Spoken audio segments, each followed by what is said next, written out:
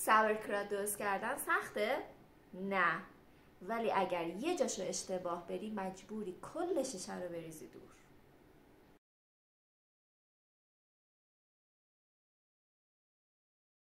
سلام، من الهامم. اینجا هم کانال الهام وی. بیایم بریم با هم ساورکرات یا همون کلم تخمیری رو درست کنیم.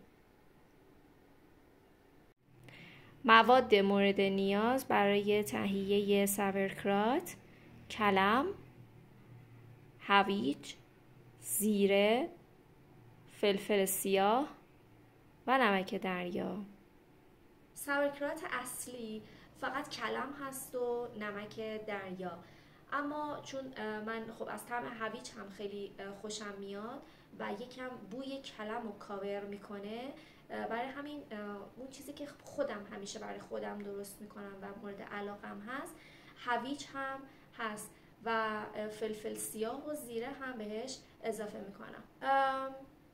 من تجربه زیره رو ندارم، اولین بار میخوام الان اضافه کنم بهش و بعدم میام بهتون میگم که طعمش چطور بود. این ساورکراتی که میبینید فقط فلفل توش ریخته شده، پس تجربه استفاده از فلفل سیاه رو دارم و میگم که خیلی خوشمزه است، اما این تجربه جدیدمه و میخوام بهتون بعدم بگم که وقتی که درست شد بیام نتیجهشو بهتون بگم که آیا مزهشو خوب کرده یا نه. معمولا از طعم زیره سیاه خوشم میاد، دوست دارم، هم بوش دوست دارم هم طعمشو دوست دارم. گفتم این دفعه بیام یه آیتم جدید بهش اضافه کنم ببینم خوب در میاد یا نه. یه نکته دیگه، توی این ساورکرات قبلی میزان کلم نسبت به هویج خب خیلی بیشتر بود. من این دفعه اومدم یه جورایی مساوی گذاشتمشون، چون باز هم کسایی که به بوی کلم حساس هستن و اذیتشون میکنه، خب چون اون غالب بود کلم، خب قطعا بوش هم بیشتره. برای همین من اومدم الان مقدار رو تقریبا مساوی یا حتی بیشترش کردم که اون موقع ببینم چطوری میشه و قطعا باز هم نتیجه اینو میام بهتون میگم. بریم که درست کنیم. فقط من نکته های طلاییش رو بهتون بگم اینه که هویج و کلم هر دو باید خیلی باریک رشته بشن. ببینید بعضیا خوردش میکنن. اوکی، اگه حرفه‌ای هستید که میتونید ساتوریش بکنید که اون حرفی توش نیست، اما اگر خب مثل من حرفه‌ای نیستید باید رشته های باریک داشته باشید که وقتی که میخواید اونو چنگ بزنید و ماساژش بدید بتونه اون آب کلم و آب هویج از خود کلم و هویج در بیاد به وسیله نمک. خب من پوست هویجا رو گرفتم، کلم‌ها رو هم اومدم تقسیم بر 4 کردم که راحت‌تر بتونم برشش بزنم. یک نکته طلاییش اینه که باید 2 تا برگ تقریبا سالمش که بزرگ باشه، ابعادش بزرگ باشه، اون پوسته اولیه‌شو در بیارید بعد قاچش بکنید. خب حالا باید چیکار کرد؟ هویجا رو که پوستشو گرفتم باید با یعنی من اون طبق تجربه‌ای که من به دست آوردم و قشنگ‌تر تونستم اونها رو ماساژ بدم که با نمک ترکیب بشه. یک رنده این شکلیه که شبیه همون پوستگیرای خودمونه، مثلا این طرفش پوستگیر عادیه که پوست میگیرن، این طرفش یکم دندونه‌هاش درشت‌تره. حالا اگر دوست داشته باشید میتونم عکسش رو آخر فیلم براتون بذارم. هویج رو با این دندونه درشت میام رشتهش میکنم در واقع. کلمو هم قبلا ساتوریش میکردم، خیلی جواب نمیداد، خب خیلی حرفه‌ای نبودم. چیزی که برای من جواب داد این قسمت رنده هست که حالت اسلایس میکنه، ولی کلمو من با این قسمت رنده میکنم. اوکی، من اینا رو رنده کنم، اونا رو هم رشته بکنم، بعد میام بقیه چیزا رو میگم. اگر واقعا دوست داری که رودت سالم کار کنه و یک شکم صاف داشته باشی حتما این ویدیو رو دنبال کن. من هویجا رو رنده کردم، ببینید به همین باریکی من میخوام.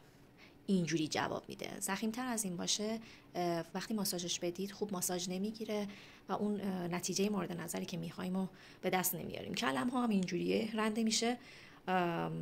سعی کنید کلمتون تازه باشه که ترد باشه و راحت رنده بشه. بعد ببینید من اینجا مغز هویج رو رنده نکردم. من چیزی که رنده میشه گوشت هویج باشه که رنده بشه. رنده شدن ها در این سایز باید باشه، به همین باریکی باشه. باریکتر بود که چه بهتر، ولی دیگه ضخیم‌تر از این نباشه چون جواب نمیده. با کلم شروع میکنم. ببینید نمک میریزیم کم کم. شروع میکنم ماساژ دادن.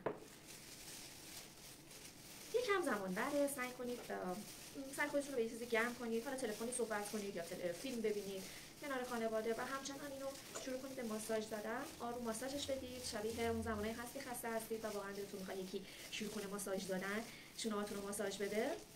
شما هم کم کم آروم آروم شروع کنید به ماساژ دادن تا کلم عصاره‌اش در بیاد.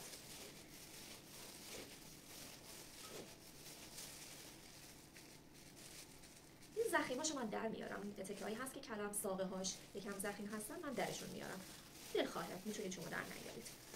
یادمه که نمک خیلی زیاد ریخته بودم، چون یه جا خونده بودم که باید اینقدر پیمونه بزنید و من همون اول اومدم کل نمک رو ریختم روی کلم و شروع کردم ماساژ دادن. خیلی خوب شد، عصاره‌اش خیلی خوب در اومد، اما به قدری شور شده بود که اصلا قابل خوردن نبود و یک مزه و طعم عجیبی پیدا کرد که من واقعا نتونستم بخورمش و ریختمش دور. خب همونطور که میبینید ماساژش دادم، این عصاره‌اش در اومد. هرچی این عصاره بیشتر در بیاد بهتره. فقط به این نکته توجه کنید که من نمک رو کم کم ریختم، مزه کردم و مزهش در حدی که خیلی شور نیست. اینجوریه که وقتی که مثلا میچشید میگید که اوه اگه یه ذره دیگه بیشتر ریخته بودم شور میشد، یعنی این حده. حالا دیگه بستگی به مزاج خودتون، پرنمک میخورید کم نمک. اگرم ببینید من خیلی زیره و فلفل سیاه نریختم. بوش جوری که پسنده، یعنی بوی کلمو کاور کرده، ولی خب چون تجربه ای از زیره نداشتم فعلا این بار کم ریختم که ببینم چطوریه، که قطعا اگرم خوب بود من نتیجهشو حتما میام بهتون میگم. میریزمشون توی این دوتا شیشه و بهتونم میگم به چه علت من ریختمشون توی این دوتا شیشه بزرگ. حالا چرا من میکنمش داخل دوتا شیشه؟ به خاطر اینکه یک بار من اومدم تمام مواد رو ریختم داخل یک شیشه و درش رو بستم، گذاشتم توی جای تاریک. متاسفانه این حالت انگار انفجار بهش دست داد، جا برای تخمیر نداشت و خیلی اتفاق بدی افتاد. خب همه جا رو کثیف کرده اینها. برای همین من توی دو تا شیشه بزرگ میذارم که فضا برای تخمیر شدن داشته باشه. درست یا غلطش برای من خوب بوده این حالت و خب نه کثیف کاری اتفاق افتاده، تخمیرش هم انجام داده، همه چیزش هم اوکی بوده. موادی که میریزید داخل شیشه باید با یه چیزی فشارش بدید که این متراکم بشه، به هم فشرده بشه. من حالا اینو فشرده کردم. اینو حالا نشونتون میدم. من با این شیشه اینو فشار میدم کامل همه قسمتاشو که این آبی که هست بیاد روی تمام مواد. خب خوب که فشارش دادید دیگه میدونید که آب‌ها و عصاره‌ها اینجوری بالا اومده. اینم یک بار دیگه من فشارش میدم. وقتی که این تمام عصاره‌ها روی مواد رو گرفت، اول اینو بذارید. اینو می‌بینید که گفتم بذارید برای آخرین چیزی، برای اینه که وقتی که اضافه آب رو وارد می‌کنید این مواد باهاش بالا نیاد. اول اینو بذارید. من یادم رفت اون بذارم. خوب اونجا فشردش کنید.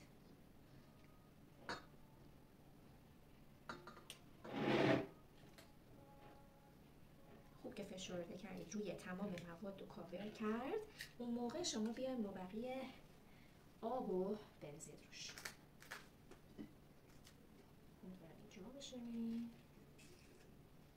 این یه نکته خیلی مهمه که باید این کار رو بکنید. خب اگر این کار نکنید موقع تخمیر این مواد میاد بالا، مواد از آب جدا میشن. اون موادی که از آب جدا شدن یک بوی خاصی میگیره که بوی مطبوعی نیست. خب برای همین بعضی موقع مزه‌ش هم عوض میشه و قابل خوردن نیست.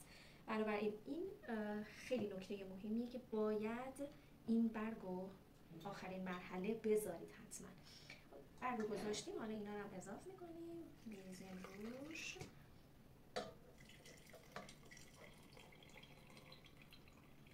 ببینید اومد روی مواد.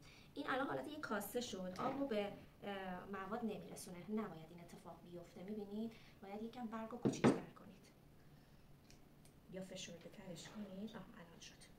و حتما این تماس داشته باشه با مواد و عصاره. فقط حالت یک مانع میشه که این کلمو همینجا بالا نیاد. بسیار خوب. یه نکته که هست، خیلی دوست دارن که زردچوبه بزنن. زردچوبه هم اگر خواستید بزنید کم بزنید، اون هم باز سلیقه‌ایه. من خودم به شخص دوست ندارم زردچوبه بذارم، چون از طعم و بوی زردچوبه خام خیلی پسندم نیست. برای همین من در همین حد باهاش اوکی هستم و اینجوری میپسندم طعمشو. شیشه‌هایی که آماده کردید درشون رو ببندید، اما خیلی محکم نبندید و بذارید توی کابینت یا هر جایی که تاریک هست، نور بهش نرسه، دمای محیط باشه، نه خیلی گرم نه خیلی سرد باشه. بذارید به مدت 5 الی 7 روز تا این عمل بیاد تخمیر بشه و آماده خوردن بشه. این هم از طرز تهیه ساورکرات یا همون کلم تخمیری خودمون هست.